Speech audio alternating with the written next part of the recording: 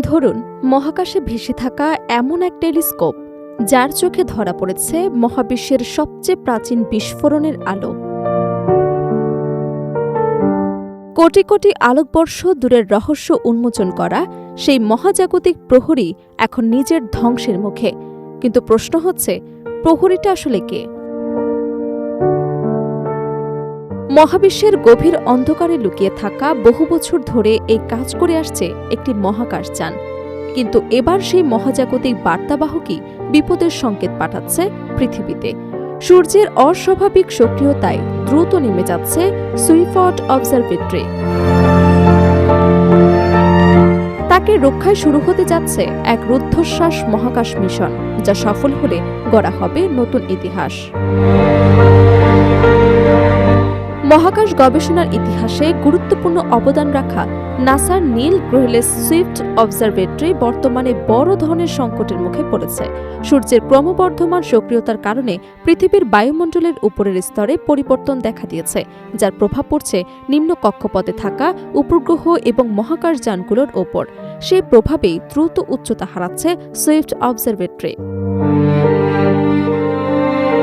প্রযুক্তি বিষয়ক সংবাদ মাধ্যম এনগেজেটের এক প্রতিবেদনে বলা হয়েছে, সুইফটকে রক্ষা করতে সুইফট বুস্ট নামে একটি বিশেষ উদ্ধার মিশনের প্রস্তুতি সম্পন্ন করেছে নাসা। এই মিশনের লক্ষ্য হল অবজারভেটরিটিকে আরও উঁচু এবং নিরাপদ কক্ষপথে স্থানান্তর করা, যাতে এটি আগামী কয়েক বছর মহাবিশ্ব পর্যবেক্ষণের কাজ চালিয়ে যেতে পারে। নাসা জানিয়েছে, আগামী ২৭ জুন এই মিশনের গুরুত্বপূর্ণ ধাপ সম্পন্ন হওয়ার কথা রয়েছে। অভিযানে ব্যবহার করা হয় লিঙ্ক নামের একটি বিশেষ রোবোটিক মহাকাশযান। এটি সুইফটের কাছে পৌঁছে তাকে নিরাপদ কক্ষপথে ঠেলে তুলতে সহায়তা করবে। এই প্রকল্প বাস্তবায়নে নাসার সহযোগী হিসেবে কাজ করছে যুক্তরাষ্ট্রের অ্যারিজোনা ভিত্তিক মহাকাশ প্রযুক্তি প্রতিষ্ঠান ক্যাটালিস্ট স্পেস। গত বছর থেকেই দুই পক্ষ যৌথভাবে মিশনের পরিকল্পনা শুরু করে। ইতোমধ্যে ভার্জিনিয়ার উলসপোর্টস ফ্লাইট ফ্যাসিলিটির প্রকৌশলীরা লিঙ্ক মহাকাশযানকে পেগাসাস XL রকেটের সঙ্গে সংযুক্ত করেছে। মিশনটির উৎক্ষেপণ পদ্ধতিও বেশ ব্যতিক্রমী। স্টারগেজার নামের একটি বিশেষ বিমান রকেটটিকে বহন করে একটি নির্দিষ্ট উচ্চতায় নিয়ে যাবে। এরপরই আকাশে রকেটটি ছেড়ে দেওয়া হবে। কয়েক সেকেন্ডের মুক্তভাবে নিচে নামার পর এর ইঞ্জিন চালু হবে এবং মাত্র কয়েক মিনিটের মধ্যেই এটি মহাকাশের নির্ধারিত কক্ষপথে পৌঁছে যাবে।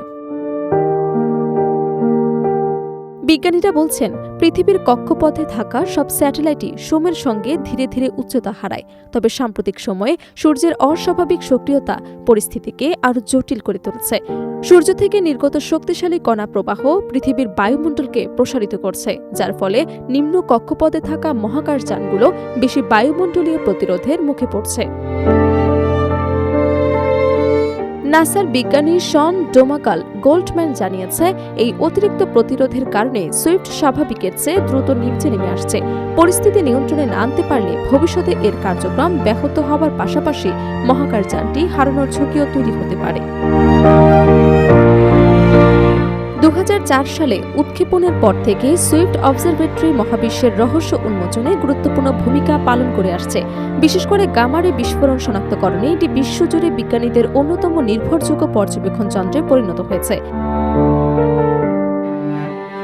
বর্তমানে মহাকাশে কোনো অস্বাভাবিক বিস্ফোরণ, নিউট্রন তারকার সংঘর্ষ কিংবা অন্য কোনো বিরল ঘটনা ঘটলে সবার আগে সেই সংকেত শনাক্ত করে সুইফট। এরপর পাঠানো তথ্যের ভিত্তিতে বিশ্বের বিভিন্ন মানমন্দির এবং উন্নত টেলিস্কোপ পর্যবেক্ষণ কার্যক্রম শুরু করে।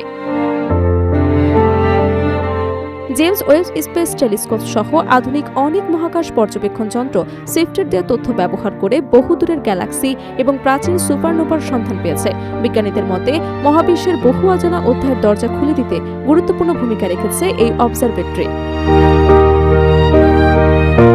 এই কারণে সুইফটকে সচল রাখা শুধু একটি মহাকাশযানকে রক্ষা করা নয়, বরং মানবজাতির মহাবিশ্ব অনুসন্ধানের একটি গুরুত্বপূর্ণ জানালাকে খোলা রাখা। এখন নাসার নিয়ন্ত্রণ কক্ষে তাই চলছে চূড়ান্ত প্রস্তুতি। সবকিছু পরিকল্পনা অনুযায়ী এগোলে ইতিহাসের অন্যতম ব্যতিক্রমী কক্ষপথ উদ্ধার অভিযানের সাক্ষী হতে পারে পুরো বিশ্ব।